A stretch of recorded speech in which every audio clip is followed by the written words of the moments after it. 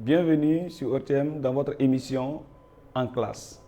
Aujourd'hui, je vais vous présenter une leçon sur les composés aromatiques, précisément sur le benzène en classe de 11e science.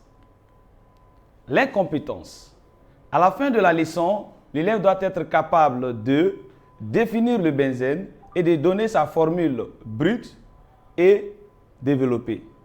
Donner les propriétés chimiques du benzène, citer quelques composés aromatiques du benzène et de donner leur application. Tout d'abord, nous allons voir quelques rappels. Premièrement, nous allons voir qu'est-ce que c'est qu'une réaction de substitution. Une réaction de substitution d'un hydrocarbure est une réaction au cours de laquelle un atome d'hydrogène ou des atomes d'hydrogène sont remplacés par un atome ou d'autres groupes d'atomes qui ont les mêmes valences. C'est-à-dire quoi? L'atome qui remplace l'atome d'hydrogène, ou bien le groupe d'atomes qui remplace l'atome d'hydrogène dans l'hydrocarbure, il doit avoir la même valence que l'hydrogène. Donc, or, l'hydrogène est monovalent, donc cet atome doit être, ou ce groupe d'atomes doit être monovalent également. Après, maintenant, nous allons voir qu'est-ce que c'est qu'une réaction d'addition. Une réaction d'addition, c'est une réaction conduisant à la fixation sur deux sites de part et d'autre de la liaison multiple d'une molécule non saturée. La liaison multiple, c'est quoi? C'est la triple ou la double liaison. Nous avons vu cela avec les hydrocarbures insaturés. On dit lors de l'addition, ça veut dire la liaison, l'une des liaisons qui est fragile, qui est la liaison pi, cette liaison va se briser et les deux atomes de carbone de part et d'autre de la double liaison maintenant vont fixer maintenant les différents atomes. Après maintenant, ces rappels, nous allons rentrer maintenant dans notre leçon. Nous allons voir maintenant qu'est-ce que c'est que le benzène et quelle est la structure du benzène. Premièrement, définition. Le benzène est un hydrocarbure cyclique insaturé de formule brute C6H6. En deux, nous allons voir maintenant sa structure. La molécule du benzène est plane et a la forme d'un hexagone régulier. Sa formule développée est, ici, nous avons la formule développée du benzène. Nous avons ici les 6 atomes de carbone qui sont en rouge et les 6 atomes d'hydrogène qui sont en bleu. Donc, on peut représenter également la molécule du benzène par cette formule-là ou tout simplement par cette formule-là qui est la plus utilisée.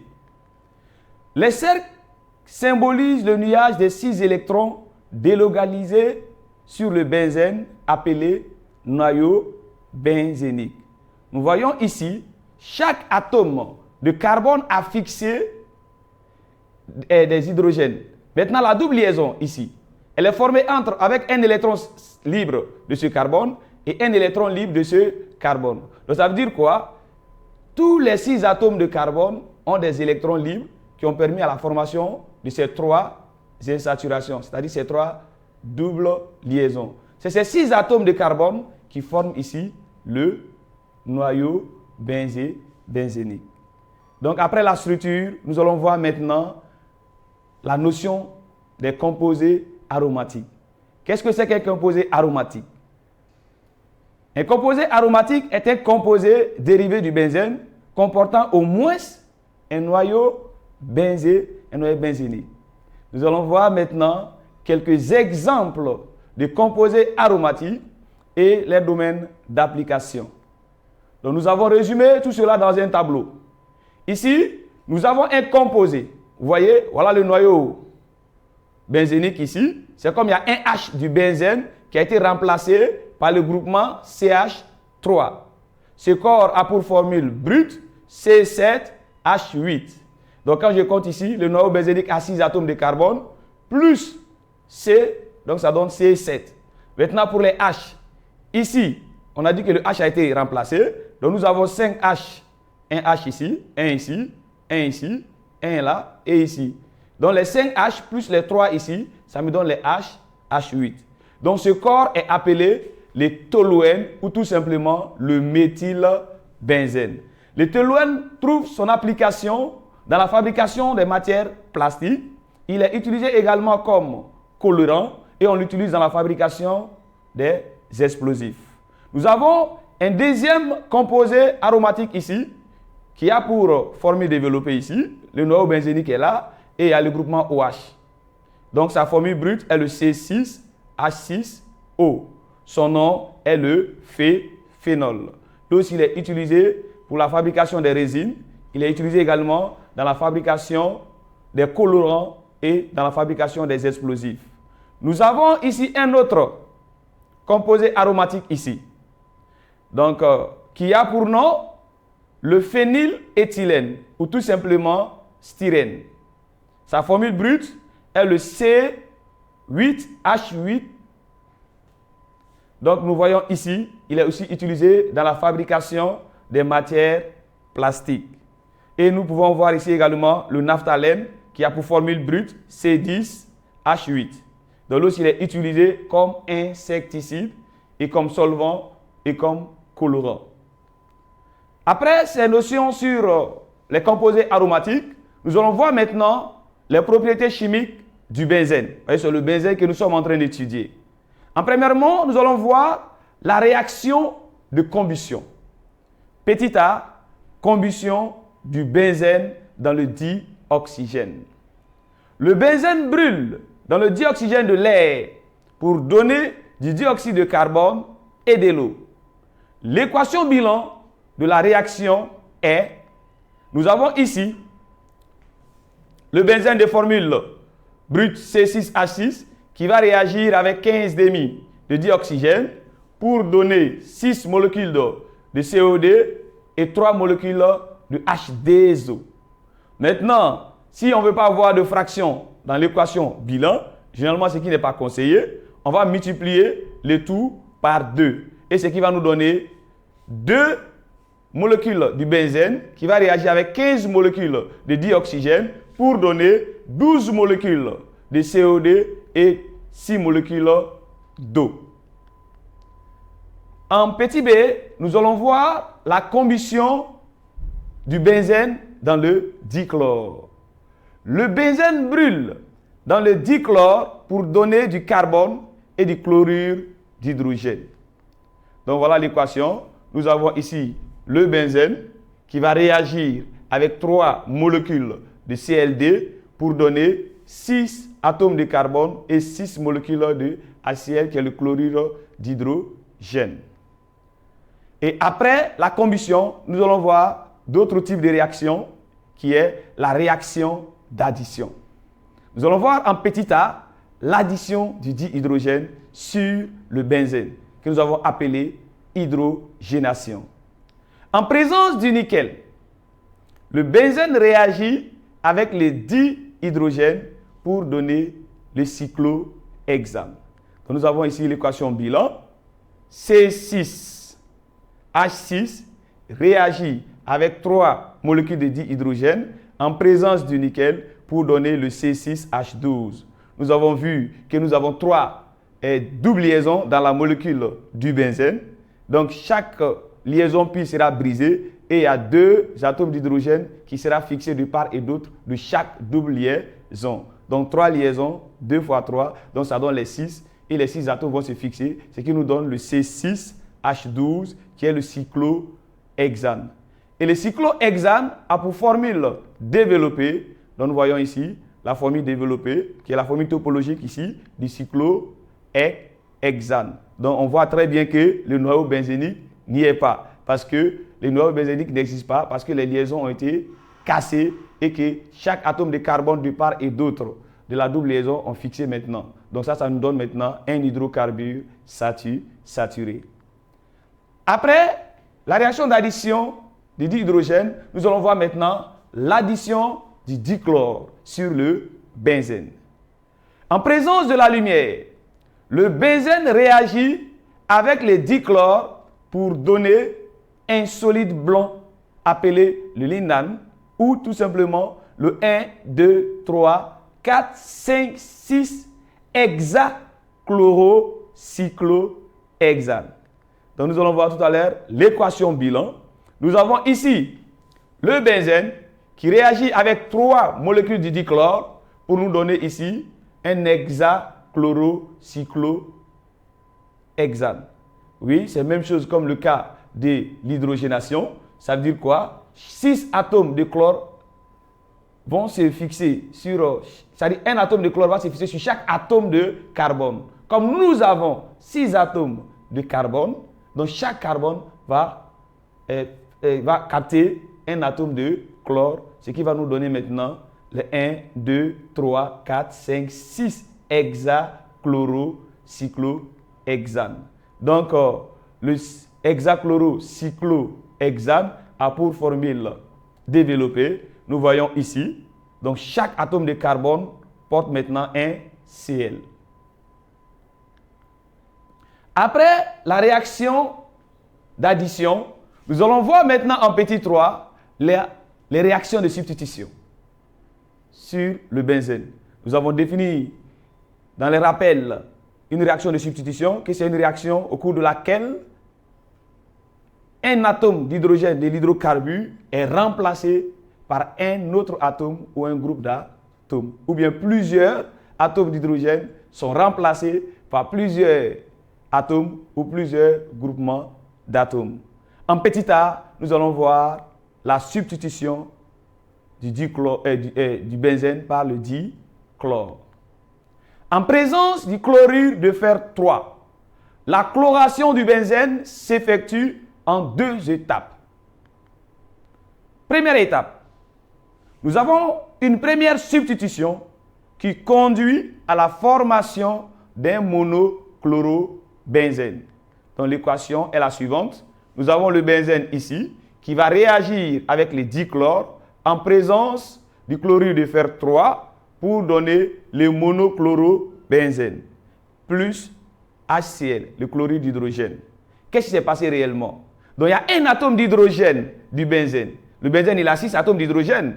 Donc s'il y a un atome d'hydrogène qui a été remplacé, il va rester combien d'atomes d'hydrogène? 5. C'est pour cette raison que vous voyez ici, il y a C6H5. Donc ça a été remplacé par un atome de chlore. Donc c'est pour cette raison que nous avons la formule C6H5Cl.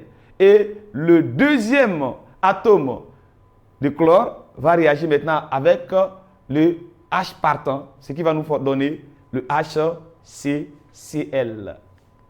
Donc voilà la formule développée du monochlorobenzène. Donc vous voyez, le chlore est là, il a remplacé un atome d'hydrogène. Deuxième étape, parce que nous avons dit que cela se passe en 2 étapes. La substitution continue et conduit au dichlorobenzène, qui a pour formule brute C6H4Cl2, qui possède 3 isomères de position. Donc voilà l'équation bilan. Le monochlorobenzène qui a été formé va subir une deuxième substitution pour donner le dichlorobenzène et du chlorure d'hydrogène. Comme nous avons dit tout à l'heure, le dichlorobenzène a 3 isomères de position. Nous pouvons voir le premier isomère. Ici, nous avons le 1,2 dichlorobenzène qui est encore appelé orthodichlorobenzène. Ortho, c'est dû à la position. C'est-à-dire les 2 carbones qui portent les 2 Cl sont côte à côte. Maintenant, nous avons un deuxième isomère de position ici.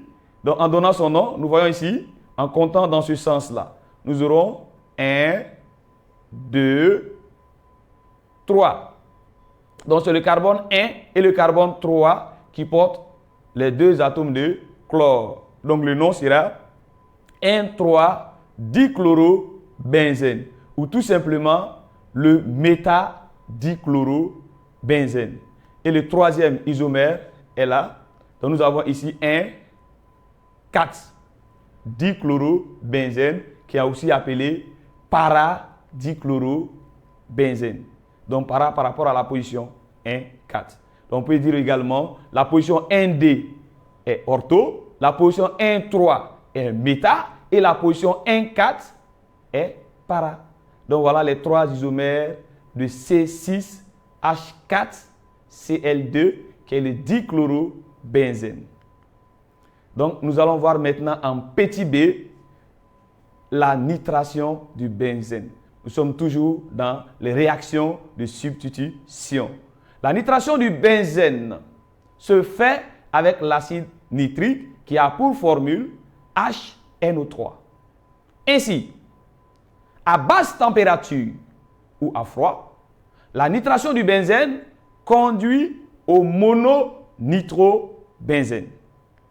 Donc, l'équation est la suivante. Nous avons ici le benzène, nous avons pris ici la formule développée qui va réagir avec l'acide nitrique. Donc, qu'est-ce qui va se passer? Donc, nous avons ici le H qui va partir avec un O plus un H du benzène. Parce que nous avons dit que la substitution d'un hydrocarbure, c'est le remplacement d'un atome d'hydrogène de l'hydrocarbure. Donc, un H ici du benzène va aller avec ce H. Donc, ça va donner 2H plus un O ici. Donc, c'est ce qui va former maintenant la molécule d'eau, H2O. Maintenant, il reste quoi? Il reste NO2. Et c'est ce NO2 qui va se fixer maintenant sur le benzène pour donner maintenant le mononitrobenzène. Mono, parce que nous avons un seul nitro. C'est le groupement NH2 qui est appelé groupement nitro. Donc, nous pouvons trouver ça sous forme, avec les formules brutes également, la même équation. Ici, nous avons le C6H6 qui est la formule du benzène qui réagit avec l'acide nitrique pour donner le C6H5 parce qu'il y a un H qui est parti, qui a été remplacé par le groupement NOD. Et maintenant, nous avons la molécule d'eau qui s'est formée. Donc ça, c'était à basse température. Si la température est élevée, on obtient successivement le 1,3-dinitrobenzène, puis le 1,3,5-trinitrobenzène. Ça veut dire quoi? Si la température est élevée, la réaction ne va pas s'arrêter. Après la formation du mononitrobenzène, la réaction va continuer. Et nous aurons ici le mononitrobenzène qui va subir encore une substitution, une deuxième substitution, pour donner maintenant le 1,3-dinitrobenzène, ou encore ici c'est le méta-dinitrobenzène. Parce que nous voyons ici, il y a le 1,3-dinitro. Donc on voit que c'est le carbone numéro 3 qui a perdu son H et son H a été remplacé par un groupement nitro. Et il y a de l'eau qui s'est formée également. Maintenant, quelque chose à signaler. On voit que le carbone le plus proche du premier carbone n'a pas été substitué. Son hydrogène n'a pas été substitué.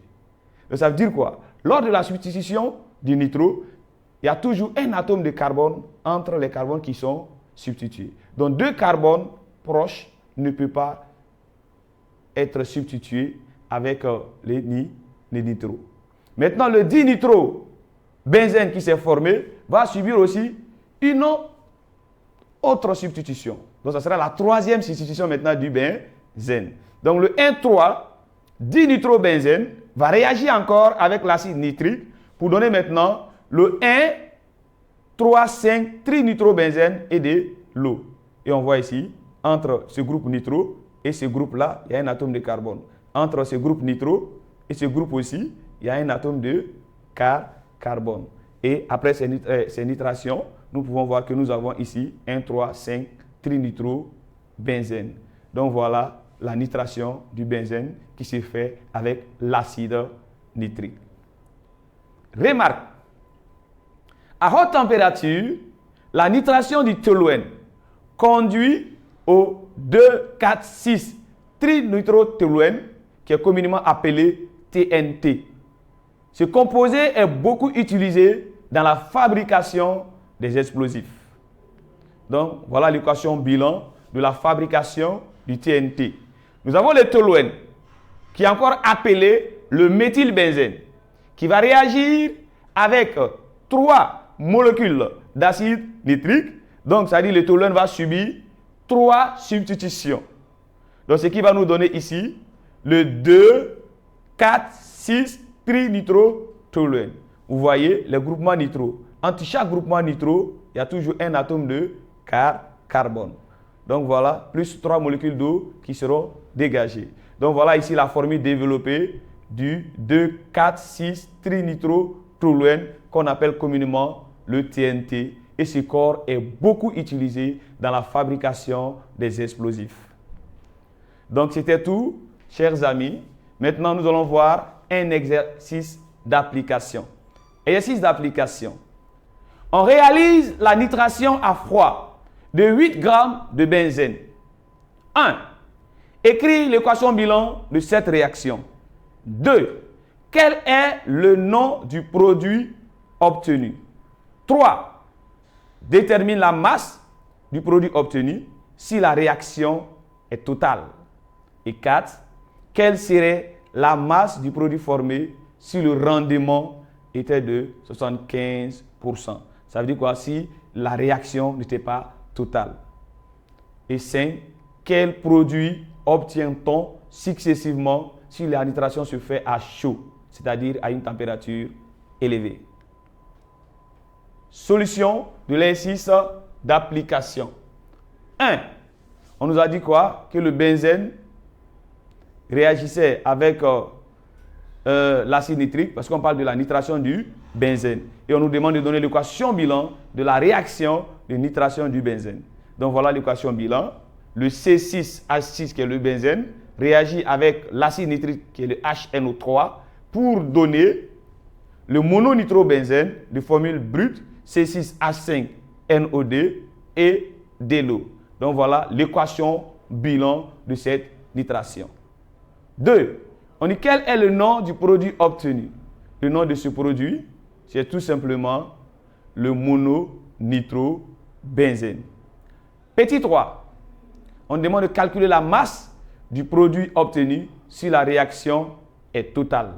D'après le rapport stoichiométrique, on nous a donné la masse du benzène. On demande de calculer la masse de ce produit, qui est le mononitrobenzène. Donc si la réaction est totale, d'après le rapport stoichiométrique, le nombre de moles du benzène sera égal au nombre de moles du mononitrobenzène. Donc voilà, nombre de moles du benzène égal au nombre du mononitrobenzène. Or, on sait que le nombre de moles égale à la masse sur la masse molaire. Donc, je remplace maintenant le nombre de moles par leur expression. Donc, le nombre de moles du benzène sera égal à la masse du benzène divisé par la masse molaire du benzène. Et le nombre de moles du mononitrobenzène également sera égal à la masse du mononitrobenzène sur sa masse molaire. Or, ici, la question, c'est quoi? C'est de chercher la masse du mononitrobenzène. Donc là, je tire maintenant la masse du mononitrobenzène qui va me donner la masse du benzène fois la masse molaire du mononitrobenzène sur la masse molaire du benzène. L'exercice a donné la masse du benzène qui était égale à 8. Donc en calculant la masse molaire du mononitrobenzène, ça me donne 123. Donc 8 fois 123 sur 78, ça nous donne 12,62 grammes.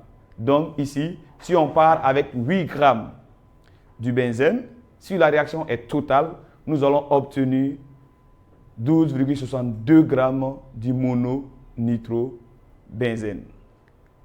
La question suivante, qui est la 4e question.